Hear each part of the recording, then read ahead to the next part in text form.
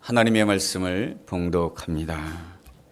모세가 그의 장인 미디안 제사장 이드로의 양떼를 치더니 그 떼를 광야 서쪽으로 인도하여 하나님의 산 호렙에 이르매 여호와의 사자가 떨기나무 가운데로부터 나오는 불꽃 안에서 그에게 나타나시니라. 그가 보니 떨기나무에 불이 붙었으나 그 떨기나무가 사라지지 아니하는지라.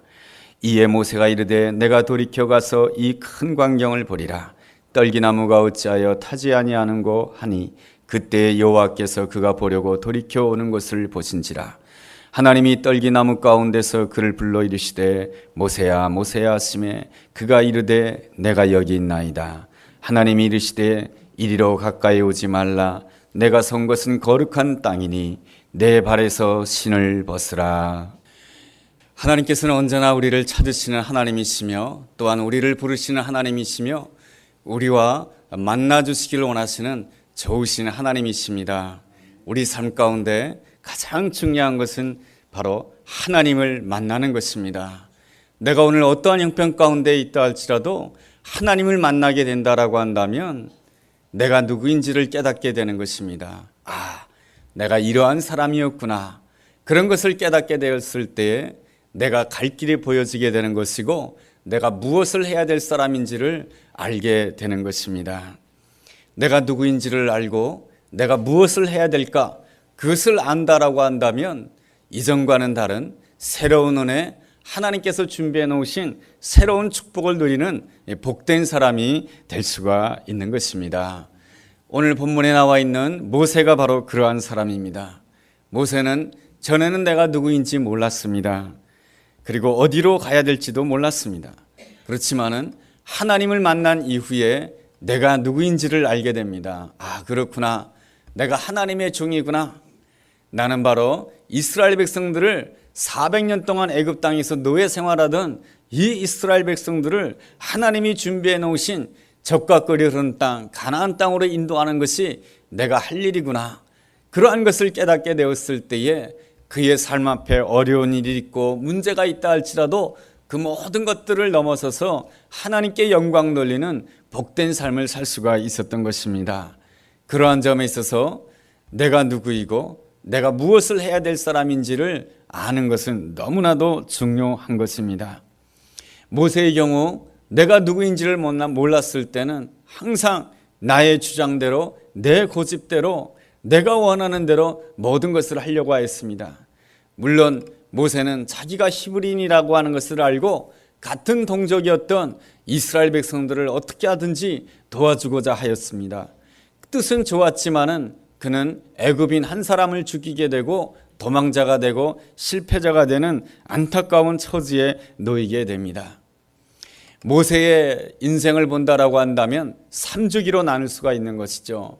애굽의 궁궐의 생활의 40년, 광야에서의 40년 세월, 그리고 또한 이스라엘 백성들을 광야에서 인도하는 40년의 세월, 120년의 세월이 모세에게 주어진 인생의 기간입니다. 모세가 처음 40년 동안 애굽 궁궐에서 살 때에는 왕자로 성장했기 때문에 모든 것을 내 뜻대로 할 수가 있었습니다. 내가 주인인 것처럼 살았던 인생이었다라고 말을 할 수가 있을 것입니다. 그에 반해서 그가 광야로 나가서는 어떠한 생활이었냐면 늘 손님처럼 살았던 것입니다. 다른 사람들이 나에게 무엇이라고 말하면 어떻게 할까? 다른 사람들이 나를 외면하면 어떻게 할까? 다른 사람들이 나를 버리면 어떻게 할까? 늘 손님처럼 살았던 인생이 모세의 광야 생활이었던 것입니다. 모세가 광야로 나아가서 누구와 결혼을 했습니까? 십보라라고 하는 여성과 결혼을 하였습니다. 십보라와 결혼한 다음에 첫 번째 아들을 낳았는데 그 아들의 이름이 무엇인가 하면 게르솜이라고 합니다. 게르솜이라고 하는 뜻은 내가 이방에서 객이 되었다라는 그러한 뜻입니다. 이방에서 객이 되었다라고 하는 것은 내가 이방 땅에서 손님처럼 살았다라고 하는 것입니다. 애굽 궁궐에서 왕자일 때는 항상 내가 주인처럼 살았습니다. 내가 큰 소리를 치면서 살았습니다. 그러다가 도망자가 되어서 그리고 그가 광야로 나가서는 손님처럼 살았다라고 하는 것입니다. 손님은 절대로 큰 소리를 내면 안 되는 것입니다. 손님은 함부로 물건을 옮기면 안 되는 것입니다. 손님은 함부로 무슨 일을 해서는 아니 되는 것이죠. 늘 주인처럼 살다가 어느 날 갑자기 광야로 나아가서 손님처럼 산다라고 하는 것은 너무너무 힘들고 어려운 일이었을 것입니다. 모세의 인생을 말한다라고 한다면, 그 광야의 인생을 말한다라고 한다면 그의 어려움은 세 가지였습니다. 하나는 광야 생활을 함으로 인해서 모든 것이 부족하였습니다. 광야 생활은 모든 것이 부족한 땅인 것입니다. 먹는 것도 부족하고요, 입는 것도 부족하고 잠자리도 부족합니다. 모든 것이 부족한 땅에서 손님처럼 산다라고 하는 것은 너무나도 힘들고 어려운 일이지요. 또한 모세는 광야에서 살았기에 외로운 생활을 하였습니다. 모세가 사실은 애국 궁궐에서 살 때에는 항상 바빴거든요. 왜냐하면 수많은 사람들이 모세를 찾아오기를 원했습니다. 수많은 사람들이 왕자였던 모세와 한 끼 식사를 하기를 원했던 것입니다. 모세 왕자랑 한 끼라도 식사를 하게 된다라고 한다면 너무나도 좋겠다라고 하는 수많은 사람들이 있었기에 모세는 늘 바빴고 수많은 사람들에 의해서 둘러싸여 있었습니다. 주변에 수많은 사람들이 있었을 때는 모세는 진실로 하나님을 만나지 못하였습니다. 그러나 모세가 정말로 외로울 때, 모세가 손님처럼 살 때에, 모세의 생활이 모든 것이 모자란 인생이 되었을 때, 모자란다라고 하는 거, 손님처럼 산다라고 하는 거, 외롭다라고 하는 것은 너무나도 힘든 일이지만은 그때야말로 진실로 하나님을 만날 때인 줄로 믿습니다. 출애굽기서 3장 1절이 그것을 말해주고 있습니다. 모세가 광야에서 누구와 함께 있었습니까? 양떼들과 함께 있었습니다. 말도 하지 못하는 양떼들과 함께 있었던 것이죠. 냄새나는 양떼들과 함께 있었던 것이죠. 외로운 모세였고, 그리고 또한 모든 것이 모자라는 모세였지만은 그러한 외로운 광야 생활 속에서 그가 어디로 가게 됩니까? 하나님의 산 호렙에 가게 됩니다. 하나님을 만나는 아름다운 자리로 가게 되는 것입니다. 우리가 광야에 있게 되면은 사람들은 나를 잊어버릴 거리라고 생각하고, 내가 광야 생활에 어려움을 겪게 되면은 사람들은 나를 무시할 것이다라고 생각하지만은 하나님께서는 어떠한 순간이라 할지라도 나를 버리지 아니하시고 나를 찾아주시는 하나님이시며 나와 만나주시는 놀라우신 하나님이신 줄로 믿습니다. 미국 시민권을 가지고 북한 땅에 가서 복음을 전하는 선교사님으로부터 들은 아름다운 이야기입니다. 북한에 한 청년 관리가 있었습니다. 고급 관리인데요, 이 고급 관리가 어느 날 몸이 좋지 않아서 병원에 갔더니 폐병에 걸렸다고 하는 것입니다. 단순한 폐병이 아니고 폐암이라고 하는 것이죠. 너무나도 무서운 질병이었습니다. 하늘이 무너지는 것 같았습니다. 살 날이 얼마 남지 않았다라고 하는 그 생각 끝에 중국 땅에 있는 친척을 보기를 원했습니다. 중국 땅에 가서 친척 집에 머물게 되었습니다.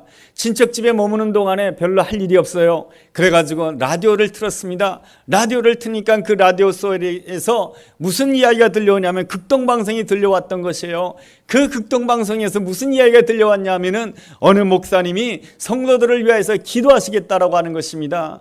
저는 여러분과 함께 있지 못합니다. 제가 직접 여러분의 몸에다가, 연약한 몸에다가 손을 대고 기도할 수 없습니다. 그렇지만 방송을 듣는 여러분, 몸에 질병이 있습니까? 그렇다고 한다면 여러분의 손을 여러분의 질병에다가 얹고 기도하시기 바랍니다. 그렇다고 한다면 하나님의 기적의 역사가 여러분 가운데 임할 것입니다. 이런 이야기를 듣고 과연 기도한다고 해서 이 폐병이 나을 것인가? 기도한다고 해서 이 폐암의 모든 문제가 해결될 것인가?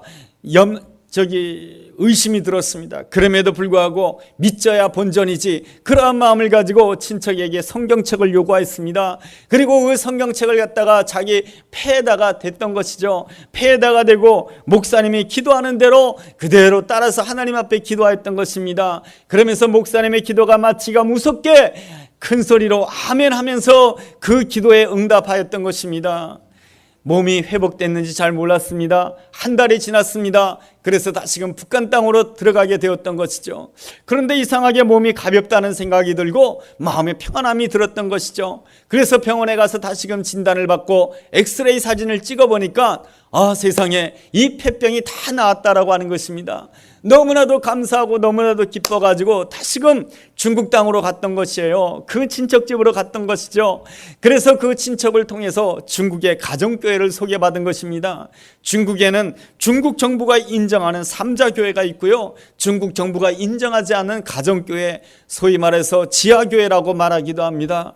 그 지하교회 성도들을 만나서 내가 이러한 하나님의 은혜를 받고 내가 이렇게 질병을 낫게 되었습니다, 예수님이 내 병을 고쳐주셨습니다, 그러한 고백을 통하여서 그 지하교회 성도들이랑 함께 기도하는 가운데 하나님께서 그 마음 가운데 뜨거운 열망을 주셨습니다. 바로 북한 땅에 가서 복음을 전하라고 하는 뜨거운 열망을 주신 것이죠. 그래서 그 지하교회 성도들로부터 평신도 선교사로 임명을 받고 그 뜨거운 마음을 가지고 북한 땅에 들어왔지만은 북한 땅에 가서 복음을 증거한다라고 하는 것이 쉬운 일이 아니었던 것입니다.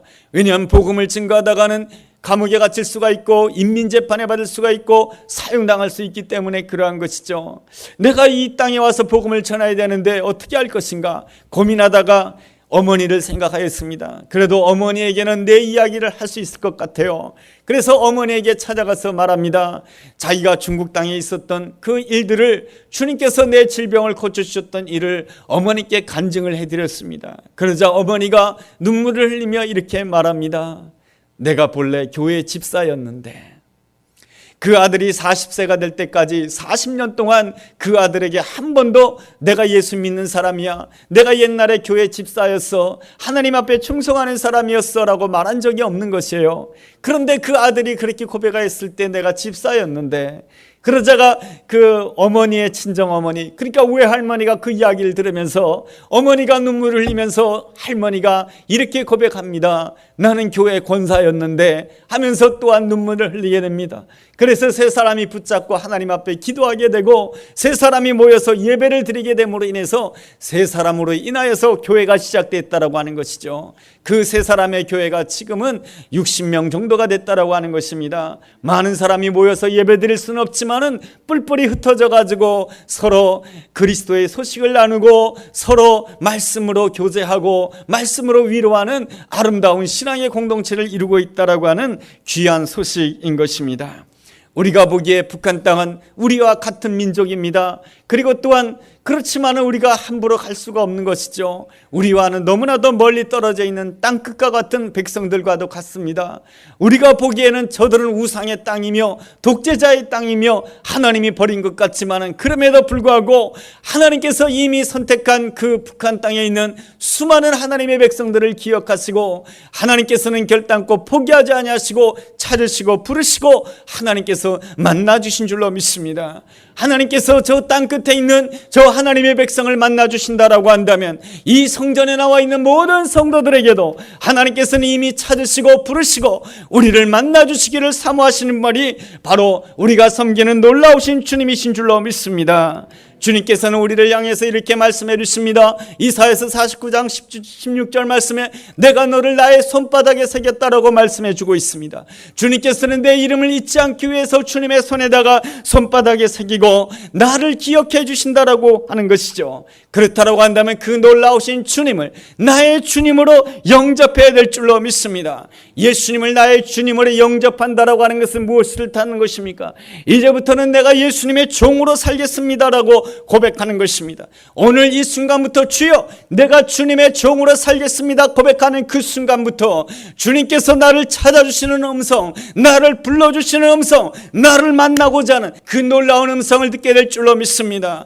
요한복음 10장 10절 말씀에 주님께서는 말씀해 주십니다. 내 양은 내 음성을 듣는다라고 말이죠. 여러분, 특별한 하나님의 사람만 하나님의 음성을 듣는 것이 아니고 내가 하나님 앞에서 내가 주님의 음성을 듣고 싶습니다. 나는 주님의 종입니다. 이렇게 고백하는 자에게 하나님께서는 반드시 우리를 실망시키지 아니하시고 우리를 찾아와 주시고 우리를 부르시고 우리와 만나 주시는 놀라우신 하나님이신 줄로 믿습니다. 하나님을 만나는 아름다운 사건이 사무엘상 3장에 보면은 아름답게 기록되어 있습니다. 한나의 아들 사무엘은 성전에서 크게 됩니다. 여러분, 어린 나이에 어머니를 떠나서 성전에서 성장한다라고 하는 것은 참으로 외롭고 힘든 일이었겠지요. 그 어린 시절부터 성전을 청소하면서 엘리 제사장의 수종을 든다라고 하는 것은 쉬운 일이 아니었을 것입니다. 그럼에도 불구하고 그 어머니 한나는 이 사무엘이 정말로 하나님의 종이 되기를 원하였고 사무엘 역시 하나님의 하나님의 은혜를 사모하게 되었을 때, 어느 날 밤에 잠을 들게 되었을 때 하나님께서 사무엘을 부르십니다. 사무엘아, 사무엘아. 사무엘이 듣기에는 처음에는 엘리 제사장이 나를 부른 줄 알았어요. 그런데 엘리 제사장이 달려가니까 엘리 제사장이 나를 부르는 것이 아니었습니다. 엘리 제사장은 그 사무엘에게 이렇게 말합니다. 이제부터는 하나님께서 너를 부르시는 것이니 하나님이 너를 부르실 때마다 이렇게 대답하라. 주여 말씀하여 주옵소서. 종이 듣겠나이다. 그렇게 대답하라고 합니다. 그 순간부터 사무엘은 하나님의 음성을 듣는 자가 되었고, 하나님의 음성을 듣는 자가 되었을 때에 사사시대로 인하여서 무너져가는 이스라엘 백성들을 재건하는 놀라운 역사를 감당하며 다윗의 시대를 열고 예수 그리스도의 시대를 열게 되는 놀라운 하나님의 사람으로 쓰임받은 줄로 믿습니다. 그렇다라고 한다면 오늘도 주님께서 우리를 찾고 우리를 부르시고 계신 줄로 믿습니다. 그러므로 우리는 그 순간마다 우리가 대답을 해야 되는 것이죠. 어떻게 대답해야 되는가? 주여 말씀하여 주옵소서. 종이 듣겠나이다. 때로는 주님께서는 내 연약한 그 질병을 통해서 나를 찾고 계십니다. 그렇다고 한다면 질병 앞에 있을 때 하나님 내 질병을 고쳐주세요, 그렇게 기도하기보다는 이렇게 기도하시기 바랍니다. 주여 말씀하여 주옵소서. 종이 듣겠나이다. 이 질병을 통해서 나에게 말씀하시는 바가 무엇입니까? 여러분, 나의 삶 가운데 고난이 있습니까? 이 고난에서 빨리 해결해 주십시오 라는 그러한 기도보다 더 강력한 기도는 어떠한 기도인가? 주여 말씀하여 주옵소서. 종이 듣겠나이다. 주님께서 왜 나에게 이 고난을 허락하신 것입니까? 이 고난을 통해서 주님의 말씀을 듣기를 원합니다. 네 종이 순종하겠습니다. 그럴 때 그 순간부터 우리는 주님의 음성을 듣게 되고, 주님의 음성을 듣는 그 순간부터 내 생각과는 차원이 다른 놀라운 하나님의 역사를 체험하게 될 줄로 믿습니다. 오늘 본문 4절 말씀에서도 하나님께서는 모세에게, 광야에 있는 모세에게 찾아와 주셔서 모세야 모세야 부르십니다. 그러면서 모세를 향해서 첫 번째 주시는 말씀이 무엇입니까? 주님께서 3장 5절 하반절 말씀에 이러한 말씀이 있습니다. 내 발에서 신을 벗으라고 말씀해 주고 있습니다. 내 발에서 신을 벗으라고 하는 것은 무슨 뜻입니까? 바로 너는 이제부터 나의 종이 되어야 된다라고 하는 그러한 말씀인 것입니다. 여러분, 종이라고 하는 표현은 인간 세계 속에서 추한 표현이고, 종이라고 하는 표현은 수치스러운 표현이고, 종이라고 하는 표현은 부끄러운 표현이지만은 성경의 세계, 하나님의 세계 가운데 종이라고 하는 표현은 아름다운 표현인 것입니다. 여러분, 사도행전 3장 13절을 읽어본다라고 한다면 예수 그리스도를 하나님의 종으로 표현해 주고 있습니다. 그 하나님의 종으로 표현해 줄 때 그 종이라고 하는 표현을 헬라어 단어로 파이스라고 표현해 주고 있는 것이죠. 그 파이스라고 하는 단어는 종이라고 하는 단어로 쓰기도 하지만 때로는 아들이라고 하는 단어로 쓰기도 하는 것입니다. 그러한 점에 있어서 하나님의 종이 된다라고 하는 것은 무엇입니까? 하나님의 아들로서 하나님이 주신 놀라운 은혜를 받는 것이며, 종으로 산다라고 하는 것은 이제부터 내 힘으로 사는 것이 아니요 하나님이 주시는 놀라운 기적과 능력으로 사는 존재가 되었음을 주님 앞에 고백하는 아름다운 고백인 줄로 믿습니다. 그러므로 우리 주님께서는 오늘 이 시간에 우리에게 말씀해 주고 있습니다. 고난당하고 있느냐, 문제 가운데 있느냐, 광야 가운데 있느냐, 외로움 가운데 있느냐, 두려움 가운데 있느냐, 이 시간에 주님께서 우리에게 나와서 말씀해 주십니다. 아무개야 아무개야 말씀해 주시면서 나에게 말씀해 주시는 것이죠. 너는 신을 벗으라. 너는 나의 종이 되어야 된다라고 말씀해 주고 있는 것입니다. 여러분, 종의 특징이 무엇입니까? 자기 자신의 계획을 갖지 않는 자가 종인 것입니다. 종은 주인 앞에서 내 계획이 이렇습니다, 그러니 주인 내 뜻대로 하십시오라고 하는 것은 종이 아닌 것이죠. 먼저 주님의 계획이 무엇인지를 묻는 자가 바로 종인 줄로 믿습니다. 종은 누구입니까? 나 중심적으로 세상이 돌아가야 된다고 생각지 않습니다.